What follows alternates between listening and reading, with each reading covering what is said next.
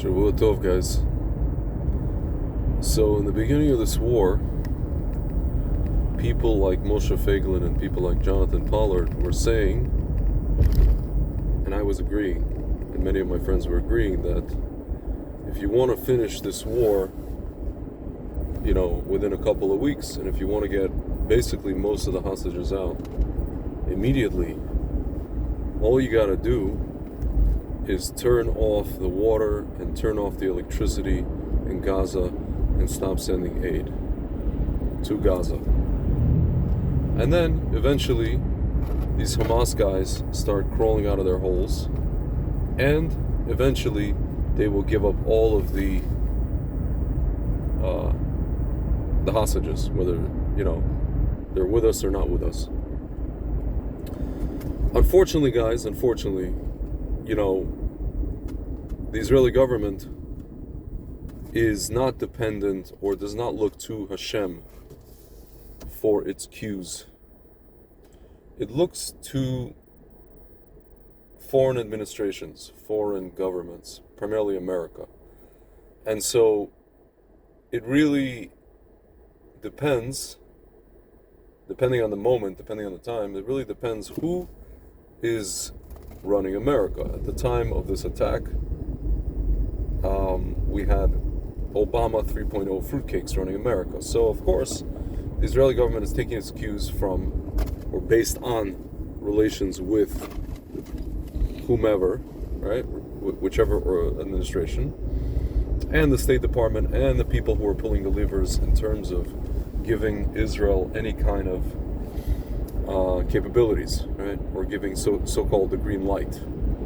Just the fact that Israel is looking for a green light from America, that's already a whole other conversation, right? So, basically, Israel miraculously has been fighting this war with its hands tied behind its back, and we have had miracle after miracle after miracle. Yes, we've had a lot of annoying things, a lot of horrible things, a lot of things that were avoidable, but we also had a lot of miracles. And I was there for one of them, right? I was in Israel exactly a year ago, coming up on a year ago, April, and we had basically ballistic missiles from Iran that were all blown up above Jerusalem, above Judea and Samaria, above Tel Aviv, above the entirety of Israel. So guys, we fast forward to today. We're about a year and a half into this absolute Gehenna quagmire, and finally, the Israeli government decides, the people that they have in, Bibi finally managed to change what's called the Ramatkal, the generals, and finally they are able to do what you normally do, what any normal country will do when fighting a war, and what you're supposed to do to your enemies, which is cut off the entire supply. Now you can say, what about the civilians? My friends, again, take a look at simple history. World War II. What did the Allied forces do with Germany? I'm sorry. I mean, civilians are civilians, right? But you got to win a war. You're fighting a war, especially since we know from many of the hostages, including especially, if you guys remember, Mia Shem, she gave an interview, the hostage that came out in November 2023. She said, I realized when I was there, in the entire time I was there, and other hostages have said this, nobody gave them any compassion, not even, they stayed in people's houses, right? They were held in people's houses. No family, no children, no wives, no nothing. Nobody gave them any compassion, or any kind of decent treatment, or, treatment that's worthy of what we call righteous of the nations treatment. And this Mia Shem girl said, I realize there's no civilians in Gaza. There's no such thing as a civilian. Everyone is Hamas. Now you come and say, Tzvi, well, isn't that what they say about us? They say everybody's a soldier. My friends,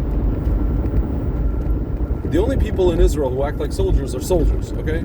And even then, they treat, everybody more or less who they capture with relative respect, right? Some kind of treatment. And anybody who doesn't, you see what happens to that person, right? We see how horrible we treat soldiers who, even there's a suspected disrespect of the enemy, captured enemy. My friends, when the shoe's on the other foot, you don't want to be in that situation. As an Israeli, as a Jew, you don't want to be in that situation. And so she realized that there's no such thing as a Hamas. I'm sorry, there's no such thing as a civilian in Gaza. Everybody's Hamas. So, my friends, we finally realized that. We finally realized that we have to cut off aid. It's not even aid. It's all the stuff that's stolen and hoarded by Hamas, right? And we see videos of people who just get beaten to a pulp. People in Gaza who try to intercept stuff that's meant for them, right? And they get beaten. Why they get beaten? For stealing. They're accused of stealing, right? So we cut off this supposed aid, which is not really aid, it's like supplies to Hamas. We cut off electricity, we cut off water. My friends, this is how you win a war. Finally, the Israeli government decided, and I guess it was easier for them to decide, so to speak, because now we have Trump in office who's like threatening Hamas every 2 seconds. Just even the threat, right, bolsters what Israel's trying to do. Even the threat. And so it's entirely possible, my friends. It's entirely possible. We're coming up on Purim, and then we have Pesach, and it's entirely possible we may just see a turning of the tide here in a serious way, and we may just see basically the removal of, at the very least, Hamas, if not everybody who lives in Gaza altogether. Because, folks, you can call it whatever you want. They have to leave. They have to leave. We can't have these people, in our country. We can't have these people on our borders. We can't have these people coming into work. We can't have them anywhere near us. And the funny part is, Egypt shares our sentiments, Jordan shares our sentiments, Saudi Arabia shares our sentiments, and they even to the point where they even had a meeting, Arab League, how they're going to rebuild Gaza for the Gazans, how they're going to keep Gazans in there and rebuild Gaza so it's livable, right? And how it's going to be administered, how it's going to be run by who and whatever. My friends, clearly you saw that Trump rejected this, right?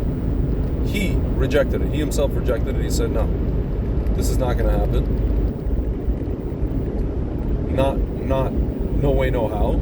Because you see, if any Arabs stay in that area, guys, you see what's going on now in Syria, right? We're going to get a mini Syria.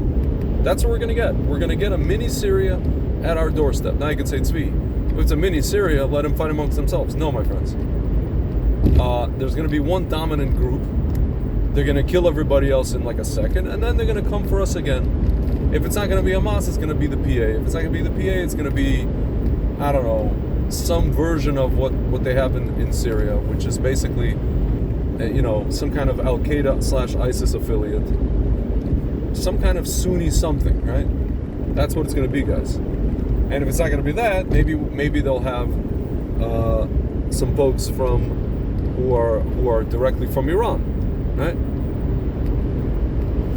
We don't know. The IRGC and the Basij, whoever, right? So, my friends,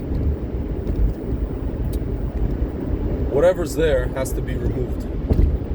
Whoever's there has to be removed. I don't know if you guys notice, with all the stuff that's going on in Syria, right? The Sunnis, this Julani guy is attacking Alawites, and he's massacring Alawites and Christians. But, my friends, we have the Druze in Syria. And what did they do last week? They put up an Israeli flag. Why? Because they want to be ruled, in southwestern Syria. They want to be ruled by Israel. They basically want to be all but annexed by Israel. My friends, this is going to turn into us annexing parts of Syria. Right? And of course, no one's objecting to the Sunnis killing the Alawites, right? They're only going to object when we just take land where the people on that part of land want us to actually be there. They want us there. They asked. They said, you already rule our cousins, have our cousins in Israel, just rule over us, because we're not going to be ruled by this Julani guy. My friends, I'm going to end with this. You know, I was listening, or I was reading rather, to Wall Street Journal on Shabbos, and they were interviewing a Ukrainian guy talking about the whole situation, some citizen. And he said, you know, we need allies in the West who are going to be operating according to, you know, the rules of justice and not the rules of power. My friends, unfortunately, whether it comes to the situation in Russia and Ukraine, and especially when it comes to the Middle East, my friends, the name of the game is power. Power is what is respected. Okay? Justice, my friends, guys, I'm the first guy to want justice in this world. You're not going to get justice in this world. You're not. You're not going to get justice in this world. These people are talking about social justice, we want revenge, justice, this, that. Folks, you're not going to get it. Whether you're a wokey, whether you're somebody like me, with all the Shmovitz stuff and all the rest of it, okay? And Israel also, you're not going to get justice. My friends, I like to quote Mordechai Kedar recently. I've been quoting him a lot. I'm going to end with his favorite quote. In the Middle East, peace belongs to the invincible. Welcome to the Middle East. Shavua Tov, guys.